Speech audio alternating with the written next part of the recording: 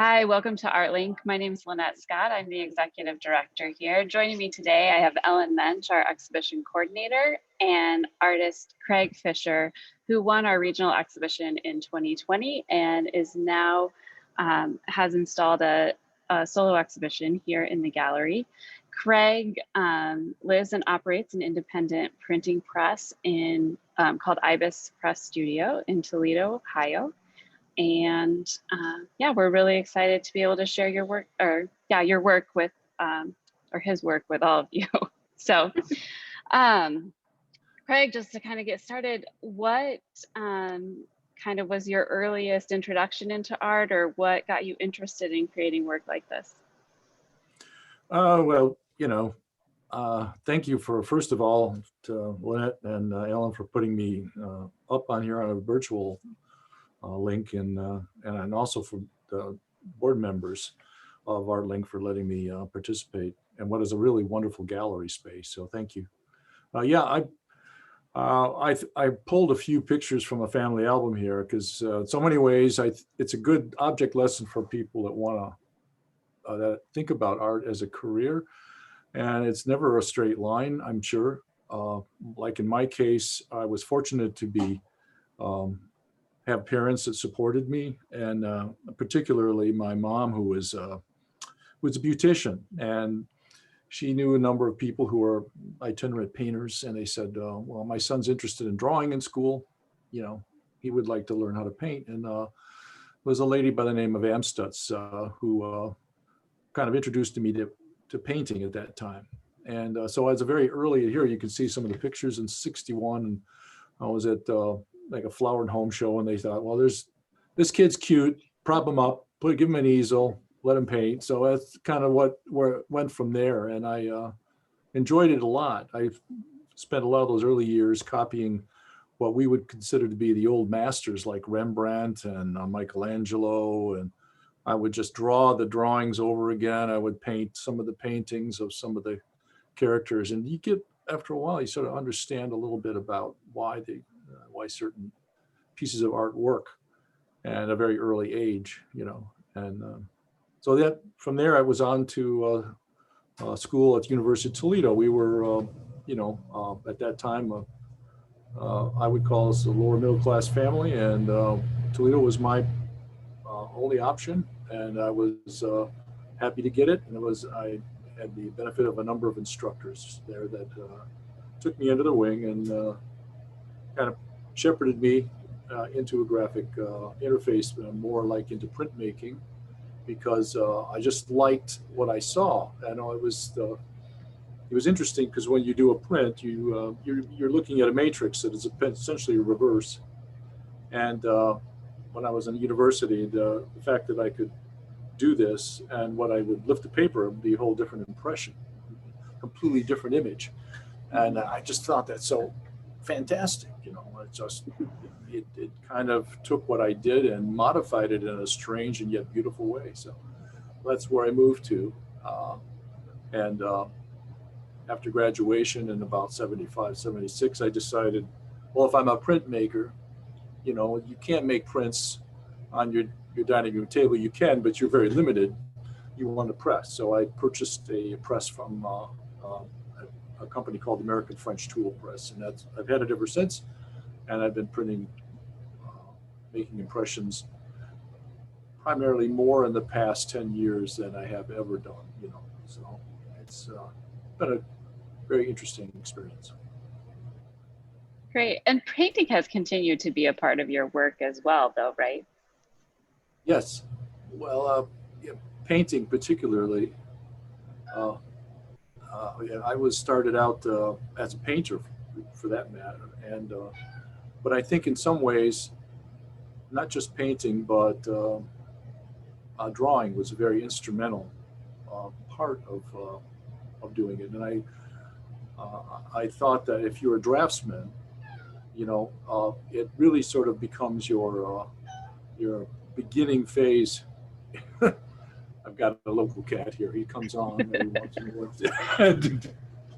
So, but I've really enjoyed it, and what it does is it sort of is the grounding that I think leads to painting, that of inequality. So if if you're a draftsman, I think it is that open door that allows you to expand upon that experience and really do some interesting work. But in printmaking, it's almost indispensable, I think, to have that. And then you have your own printing press, Ibis Press, right? Yes. Well, what I was finding is that when originally I wanted to take Ibis and make it into a community press, but I was more concerned that I wouldn't be able to, you know, work a full-time job and be able to manage this in the confines of our own home. So I thought I did have a few people that came down and would print with me, but I found it to be a burden for our family at that time, which we did have children at home. So I just kept it up, and I used the moniker of Ibis, which is the Egyptian god of the scribe. And I used the chop mark on some of my prints to identify them as coming from my press, but not from another printmaker, you know, or a printer rather. So. As far as your work goes, I noticed that there seems to be some reoccurring themes across all of the work that kind of could broadly be summarized as falling within the sciences. So you meant, and sometimes historical as well. It seems like you have a big history or interest in history and sciences. So I wanted to start with some of the more astronomical prints that you have. I noticed that you have a couple that are titled based on the astronomer Johannes Kepler. And I was wondering if you could tell me kind of what got you into that sort of topic. Well, it came from, actually, I don't know if I'm giving you an echo there or not, but I think it's okay on my end if it doesn't bother you. What I was doing was, I think the one benefit of kind of being, I would call a mid-career artist, is you get the liberty of looking both back and forward in time. And for me, a lot of the discoveries that came out of, I would say, the Hubble Space Telescope, as well as revelations in quantum mechanics, have been very recent. And I don't know how you can kind of look away from that, you know, and not be piqued, at least in terms of your curiosity. For me, it was a driver. And I was reading the books by Max Tegman and Lawrence Krauss and Stephen Hawking, and all these physicists were basically revealing things about space-time and about our where we are in the universe. And of course, I'm also looking at the historical, I would guess you call it timeline, that came to where we are right now. And some of the works by Kepler and Tycho Brahe and some of the old, and Galileo, some of the astronomers of past who struggled with this whole thing. I mean, they're looking at the universe from a very limited perspective of where they were in their, you know, in history, and trying to make sense of it. And some of the dynamics, as well as the imagery that they used to try and arrive at that, like the 7 platonic solids that Kepler came up with, were very interesting from a construct standpoint. And that for a printmaker, I found it intriguing because I could incorporate these images and create a narrative which I thought might be kind of interesting from a subject matter standpoint. So there was sort of grist for the works that I was doing. Some of the prints, you know, talk about the solar system and how we travel through our galaxy, and how that is not a linear thing, but is simply stretched out over space-time. So it's, yeah, I could go on, but it's like I'm trying to edit them somewhat, you know. Yeah, this print is kind of an amalgamation of both the Native American perspective of what the Earth was like, which they considered to be on a back of a turtle. So I simply incorporated Kepler's, platonic solids on his back, and kind of showed these, you know, our solar system as it would be on an astrolabe or an Oriole, you know, which is the shows the passages of different planets. And I thought and here again, I see this as an image that is almost like a little altar or a monument, you know, and it becomes a holding place for this imagery. And I think it's also a stage from which a printmaker can kind of build all kinds of elements that kind of, I hope, work harmonically to kind of create a whole. Yeah, I do think that pretty much all of the work, though not all of them are as much obvious about the monumental as some of the ones we're going to talk about toward the end. But I do think if you're looking at the description of monumental, which is great in importance, extent, or size, I think really talking about the cosmos and talking about what we're going to speak about next, which is like marine life and the origins of life and things like that. They're all very monumental topics. So I think they work well together. Yeah, it's the monumental. Actually was something somebody else told me, a colleague, and I was showing him some of the works. And so it wasn't a term I came up with. It kind of came up on its own. And he said, that I was showing him some of the pieces. Oh, they're very monumental. I said, well, what do you mean by that? He said, well, they're not the precious prints you see. They have a stage, and they seem to occupy that stage. And some of them are either architectural or they have an altar kind of quality to them. So yeah, so I kind of said, well, now, okay, Mhm. I don't know whether I looked at that as positive or negative, but I thought, well, that is an honest appraisal that maybe I should incorporate. Yeah, I have thought that's really interesting about your work, Craig, is that each print sort of has its own background or landscape that's kind of playing out within it, but that there's usually something that draws you kind of to that focal point. I know Ellen mentioned that there does seem to be a reoccurring theme of marine life in your work. I know you mentioned in one of your descriptions for Ossium that aquatic life forms inhabit many of your prints because life on Earth emerged from the primordial seas. So it seems fair to return to it. Do you want to kind of elaborate maybe on that a little bit? Well, yeah, let me first mention that, like many artists, I moved towards what piques my curiosity, and the aquatic themes that you mentioned came out of some reading I was doing at the time on graphic patterns in nature. Both my wife and I are into birding a little bit, and she's more than I am, and we see a lot of these things. These patterns seem to be consistent throughout life forms on land or in the oceans. So by reinvestigating these repeating patterns, we are saying in some ways that we never left the ocean. It's kind of all around us. It's some scientists see a universal mathematical base in these patterns, in shells and in egg patterns, dots on the eggs. So I began making mezzotint prints at this time. I'll get into mezzotints maybe a little later, but the mezzotint process begins with the work which got abrading the copper, and it makes a very deep, resonant, velvety black background, not unlike underwater ocean environment. So with these rich blacks, I could explore the structural complexities of fossilized diatoms, which are like protozoa, and corals.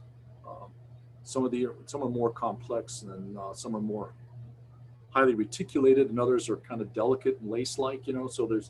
So a lot of these prints during this time were inspired or borrowed from these creatures, these pollen grains and insects and fossil remnants. So I believe these things share a space that for some of us may both seem foreign, but in a lot of ways I think they're familiar. And while that one print, the grotto, is a print where I absolutely kind of exchanged a land-based life form for a marine one to try and create what I thought was an interesting use of the mezzotint process. But it's in this case with the grotto, I had to kind of mask off elements of my copper plate and rock it with basically a rocker, which looks like a very rough file on one end. And what that does is abrade the copper and basically creates a uniform black. And then what the artist or printmaker does is go in there with a a stylus and scrapes off of that roughness to reveal the white of the, which is the smooth area of the copper plate. So once the paper is put on top of the copper plate and run through, the areas that are rough will be black. The areas that have been scraped will be white. And what you're seeing there is I would call it areas that have been kind of either burnished down or scraped to create this image. So, Beautiful. yeah.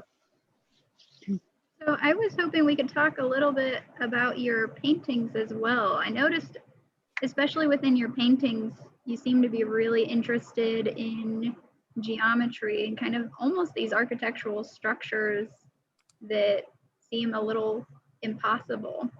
Could you tell me a little bit about Mobius, for instance? Oh, yeah. Well, they are kind of unusual. I get you that. The medium definitely impacts the use of color. So I was going through some kind of a tough time there for a while. I had gone through a hernia surgery, so I was kind of like incapacitated for a while, and I couldn't actually use my press. So for me, it was a chance for me to break out the oil or the acrylic paints and to experiment again. So what I've done is given it pulled the paints out, and I had some large canvases which I had set aside, and I also was interested in some of the new paints that had been come out that I hadn't had a chance to actually experiment with, and there were I really had the opportunity to use them. There were dioxine and phthalocylene blues and purples that have been chemically produced by the paint companies, and here's a chance, I thought, for me to kind of like shed off some of my thinking about what my painting needs to be, whether it's a landscape or a still life, but to make it kind of like break off into new territory. So what you were looking at there is a combination of items that I used. One was I would call it some stock photography for the backgrounds, and I basically enlarged them and kind of built on them. But the images in there were created using a 3D program called SketchUp. And what I've done is I would take these models that could not be created or manufactured in real life, but are based on organic forms in nature, and to kind of spin them around, put color on them, give them shadow and light. And then what I did was superimpose them over these stock photos to create a still life, which I thought kind of occupied its own space, a non-traditional still life and landscape, but in some ways not a still life or landscape. So I thought by making them larger, and if I had a chance to actually make them larger, I would, but I'm stuck at about 60 by 48 just because of the logistics of handling the oils, and I thought I'll just make these images so large that they spill off the frame of the painting and kind of demand you to look at them. So yeah, I'm not the kind of person that normally embraces these hot exotic colors, but because I thought I didn't necessarily, I could start with a new and fresh slate. Why not explore them, and in some ways, some were more successful than others, but I found it to be very interesting investigation on my part, and I enjoyed it. And what about Taurus? Yeah, Taurus is the same. It's Mobius, or I should say, Taurus is a actual term for a geometric object that is like donut shaped and almost like a coffee cup. It's a continuous circle. Some people even envision that the universe is a large torus because it wouldn't have necessarily an end plane. It just simply continues. What I did was simply create an element, a quarter of it, and opened up the sides and repeated the pattern to create a hole, and then rotated it, imposed it over a stock photo of some flowers that I thought were interesting. And I was trying to kind of have it float slightly above the surface of the background, and that's what basically it is. So one is an artificial object created in a computer. The other is a natural stock photo image that I simply usurped for the purpose of having it as a background element. So. Oh. And lastly, as far as your paintings, I have tensegrity. If you want to, especially that term is really interesting. If you want to talk a little bit about that. Yeah, it basically is it's a freeform sculpture in some ways that was done by, created by a number of, I would say, sculptors and quote engineers at the time in the 70s. And they were into it in a big way. Usually these sculptures, you'll see some of them in museums. Buckminster Fuller and another engineer artist by the name of Kenneth Nelson had these self-sustaining constructs that were held together by wires and cabling. And some of them were simply cascading bars, and others were had maybe other structures encased in them.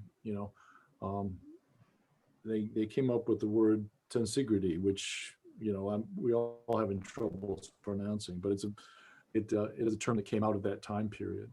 What I did is simply remove the cables and then took the pylons and gave them color so that they could work within the sphere. I put the sphere back in it and lit it so that it would float above these.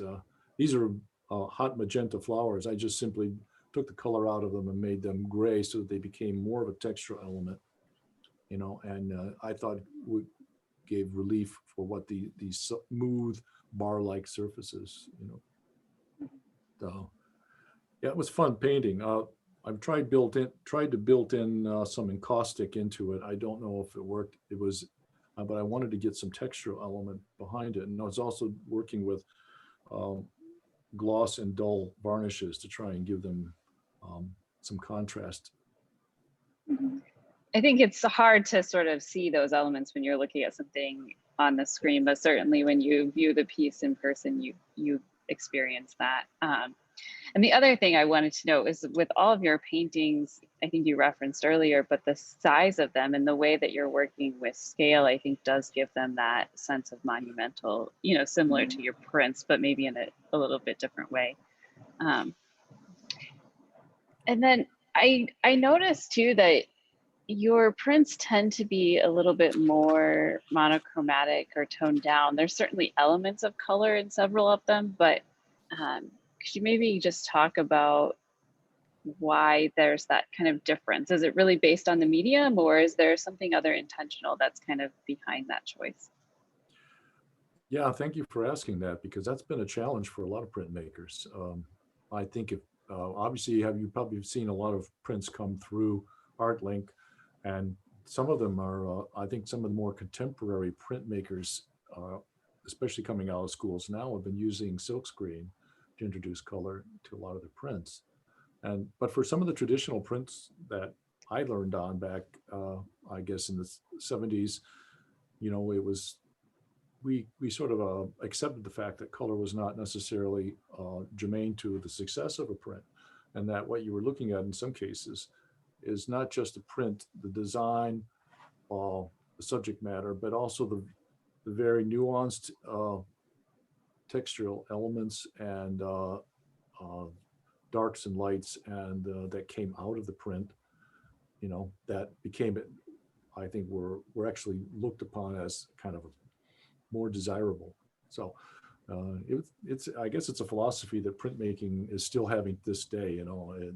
Prints have come from becoming multiples, where you have a sign in the corner of the print, 1 of 20, 2 of 20, to now we have monoprints. And in some cases, there's digital prints that are coming out, which, I don't know if there's an answer for which is considered to be more authentic, or I should say more artistic, or whatever adjective you want to label it. But I think it's a debate that's ongoing, and I don't know if it's ever going to go away. It's just going to get more interesting, I guess. I agree. I think we are going to continue to see sort of more variety in the medium because there are different tools available. And as artists experiment with those things and layer different techniques together, I think we're only going to see the field kind of expand.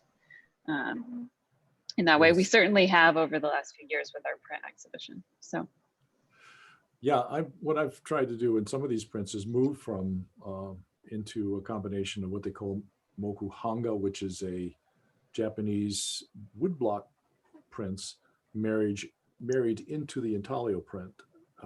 So it's a water-based Japanese woodblock on kozo paper that's merged with a oil-based ink into a sandwich, which in the printmaking trade is called shinkole in some cases. So it's a way to introduce color that I've been trying to experiment with. great. So lastly, the main kind of subject matter of your artist statement about this show, it seems to be that you were really interested in this idea of the monumental. And quite a few of your prints seem very, vast and monumental in a more literal sense, especially starting with this, which is a little bit older. Could you tell us again how to pronounce this word for this windmill? Yeah, this is a Dutch. I was a student in Holland as an exchange student, and I live with a Dutch family. And down the street was these windmills. Literally, was probably one of the areas that were occupied by windmills in the late 18th century. But they have when these things crank up, they almost have a life of their own because they're all wooden. They're gear driven and they make all kinds of noises, and it had an impact on me, and I was when I started this print, and this is a very early print for me, I called it waakzaamheid, which is the Dutch term for wakefulness, which is that area between sleep and wakefulness, that where you're not quite asleep, but you're not quite awake either. And it's a term which we don't have in English. And I thought, wow, that's kind of interesting. I said, I think I might apply that to this print, which has a fantasy quality to it, and I thought kind of drove me to kind of explore that. So I always enjoyed the print. It was one of my first to come out to produce. And a few came out after that. I also wanted to talk about some of the smaller prints in the show that I didn't. The subjects here are taken from daguerreotypes in some cases. I know there's a historical component to some of the works that I do, and in this case, I was taking ththese daguerreotypes from the 1840s and 50s, and kind of taking them into printmaking process and kind of creating my own little narrative in there. So.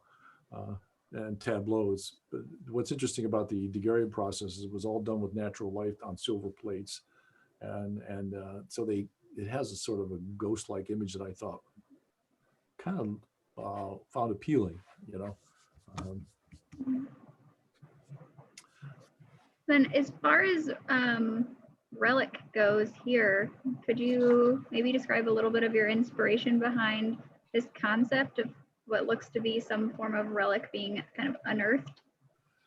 Yeah, this is kind of inspired by a painting by Peale in the 18th century called "Unearthing the Mastodon." That was done in 1809 or something like that. They discovered the bones of a mastodon, and of course, and this is in America, in Pennsylvania, I think.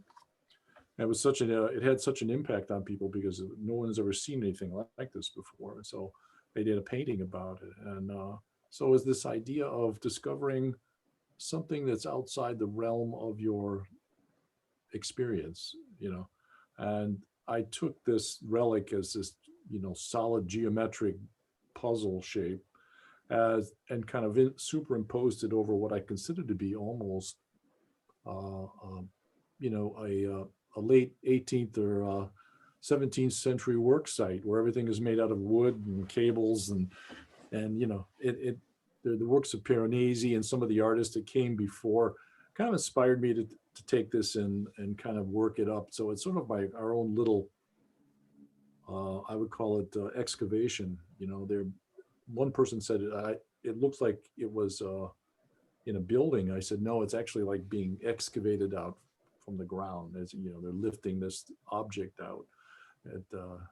And I'd like the singularity of using a different color to kind of draw in the cube, and then using a natural black for the background.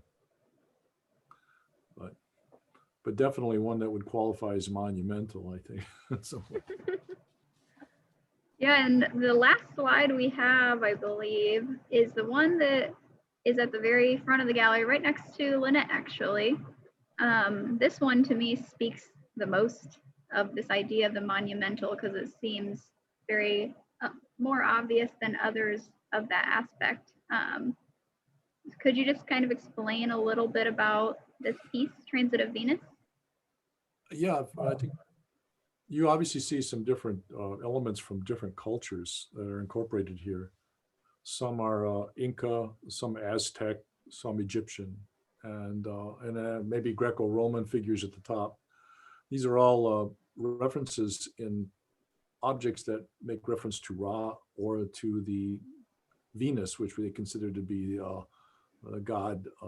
In the case of the Egyptians, it was the falcon god, and in the cases of the Aztecs, there were this part, it was in their sundial, and the Incas saw it as a dragon eating its tail as it passed before the sun. It was something that astronomers, I think, picked up on it. And actually, the actual transit of Venus was taking place at the time I did this print. So it was one that got me thinking about it as how it impacts not just us today, but how it impacted people across the globe over the centuries, over the millennia. So, and I had a lot of fun with it. I think it worked. And what I tried to do on the one behind Lynette, it was a edition where I incorporated my first Japanese woodblock print to try and bring color into the sun, so the sun would show up. On this scanned version, I didn't have that in there at the time, and I felt it was missing. It was an element there that was hard to. You saw Venus as a series of dots moving across the sun, but you didn't see the solar plane unless there was some color in there to help you define it. So I did that. I used it, and I think it helped kind of bring it out a little more.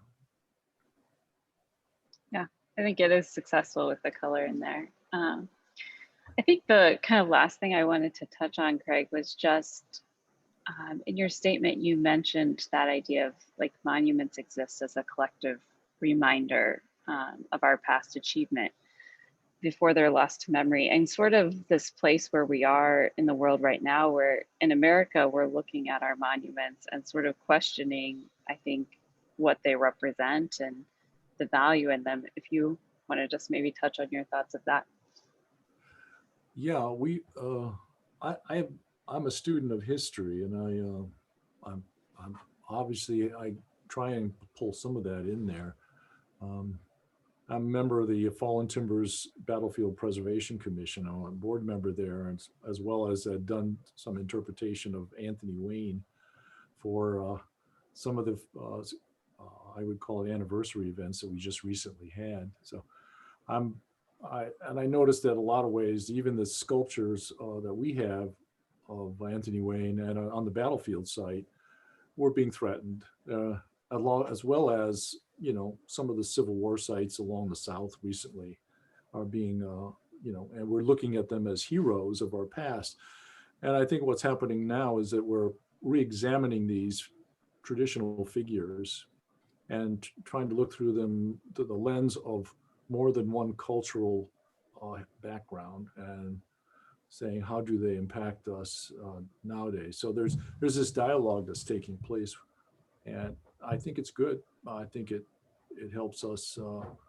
In some cases, some people these monuments need to be removed because they find them offensive. In other cases, they want to create a new dynamic around the discussion about what they represent.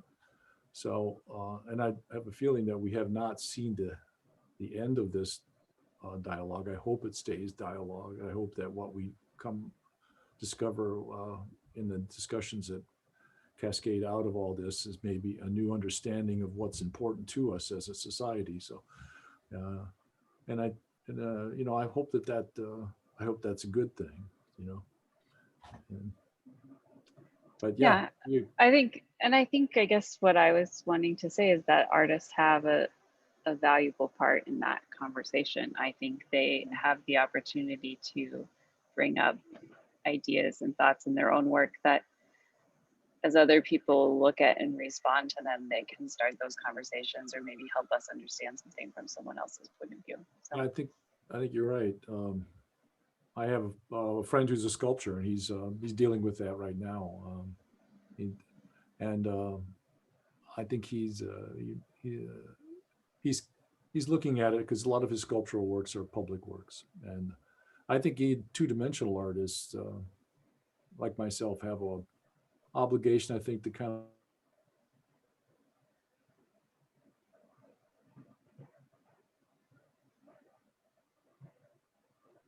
Craig, maybe freeze. look at it, and I think it's There we go. great. If, they can look at it and dialogue. yeah. Well, great. Thank you so much for your time and for lending us your work. I always enjoy sort of getting new work in and laying it out in an exhibition with Ellen. And I'm always sort of sad when exhibitions close because I feel like the work becomes my friends, you know, while they're here and I have to say goodbye. So That's great. I really, just appreciate the opportunity to work with you and your flexibility and kind of working with us as a gallery as we're doing things a little differently right now. So thank you so much. And I hope you have a great day. Thank you, Craig. Thank you so much. I appreciate your time.